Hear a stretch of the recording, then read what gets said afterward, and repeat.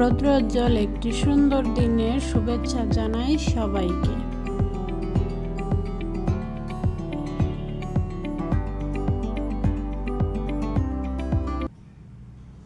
আসসালামু আলাইকুম। Hello everyone, কেমন আছেন আপনারা সবাই? আশা করি আল্লাহর অশেষ রহমতে সবাই ভালো আছেন, সুস্থ আছেন। আমরাও আলহামদুলিল্লাহ ভালো আছি। আমার আজকের ভিডিওটি আমি শুরু করেছি সকালে নাস্তা খাওয়ার পরে থেকে। তো এই তো আমি সকাল সকাল আমার পুরো ঘরটা সুন্দরভাবে গুছিয়ে নিচ্ছিলাম। তো প্রথমে বিছানাটা গুছিয়ে এরপর আমি চলে গেলাম বারান্দায়। আমার বারান্দা বাগানে অল্প কিছু গাছ আছে, সেগুলোকে আমি একটু পরিচর্যা করে ঘরটা গুছিয়ে নিয়েছি। তো বাগানের গাছ গুছানোই দেখালাম আপনাদের সাথে, অন্য আর কিছু দেখালাম না। এরপরে চলে গেছি আমি দুপুরের রান্নার আয়োজনে।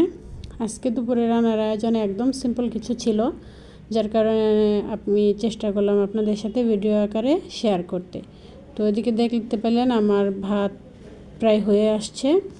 এই চুলায় আমি বসিয়ে দিয়েছি মুরগির মাংস। আজকে আমি মুরগির মাংস রান্না করব এবং পাবদা মাছ ভাজি করব।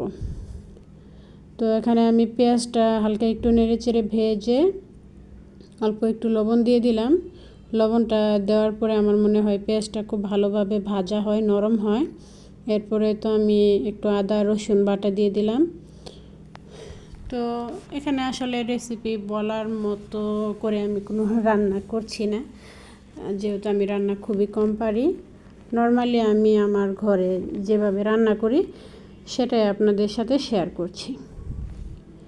তো এই পর্যন্ত যারা আমার ভিডিওটি দেখছেন বা আমার পাশে আছেন, তো আশা করব আপনারা আমার ভিডিওটিতে একটি লাইক দিবেন এবং যারা যারা দেখছেন আমার ভিডিওটি অবশ্যই একটা কমেন্ট করে যাবেন, যেন কমেন্ট করলে আমি বুঝতে পারি কারা আমার ভিডিওটি দেখেছেন। এবং আমিও চেষ্টা করব, যেহেতু আমি নতুন ইউটিউবে, তো আপনাদের সহযোগিতা ছাড়া বা আপনাদের পাশে না থাকলে আমি কিন্তু এগিয়ে যেতে পারবো না। আমি চেষ্টা করব আপনারা যারা আমার পাশে আছেন বা পাশে থাকবেন ইনশাল্লাহ, তাদের সাথেও আমি থাকার চেষ্টা করব।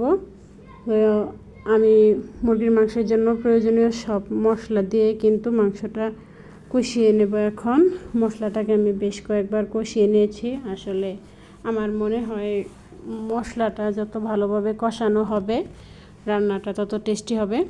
তো জানি না কে কীভাবে রান্না করেন, আমি কিন্তু মুরগির মাংসটা এভাবেই রান্না করি। তো অন্য চুলায় আমি মাছ ভাজাটা বসিয়ে দিলাম। তো মাছগুলো আমি ভালোভাবে ভেজে নেব।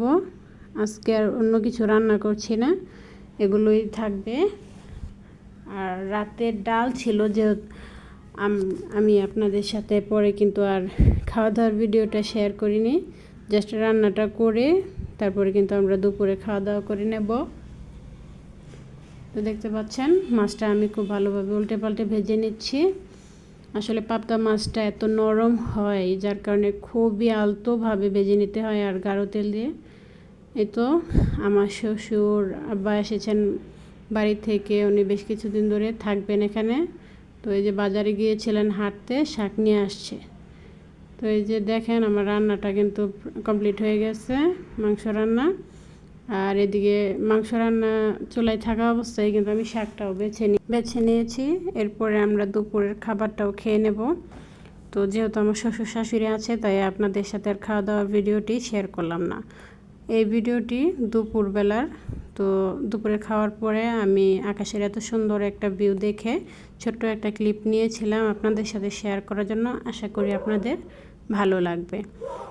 আর যারা আমার ভিডিওটি দেখছেন ভালো লেগেছে অবশ্যই কিন্তু সাবস্ক্রাইব করবেন আমার চ্যানেল।